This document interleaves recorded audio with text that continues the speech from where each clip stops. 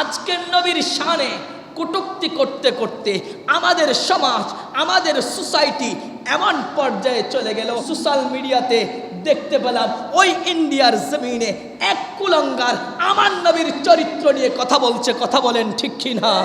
আরো জোরে বলেন না বাবা, ঠিক কিনা?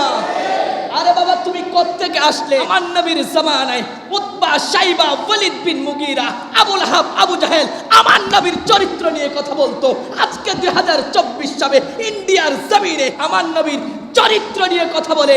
তাহলে বুঝলাম আজকে যারা নবীর শানে কথা বলে তারা উতবা, শাইবা, ওয়ালিদ বিন মুগীরার জারজ সন্তান। কথাগণ ঠিক কিনা? না হলে নবীর শানে বিয়াদবি করতে পারে? আরো জোরে বলেন, পারে? আর আমার আল্লাহ বলছেন, এই সাবধান, সতর্ক, কোন নবীর চরিত্র নিয়ে কথা বলছিস? লাকাদ কানা লাকুম ফি রাসূলিল্লাহি উসওয়াতুন হাসানা। আমার নবীর চরিত্র সবচাইতে উত্তম চরিত্র। কথা কোন ঠিক কিনা? আজকে ওই নবীর চরিত্র নিয়ে কথা বলছে। আজকের মাহফিল থেকে তীব্র নিন্দা এবং প্রতিবাদ জানাচ্ছি এবং প্রশাসনের দৃষ্টি আকর্ষণ করছি, অচিরেই এই কুলঙ্গারকে গ্রেফতার করে শাস্তির আওতায় আনা হোক। এটা সমস্ত মুসলমানের দাবি। কথা বলেন ঠিক কিনা? আরো জোরে বলেন ঠিক কিনা?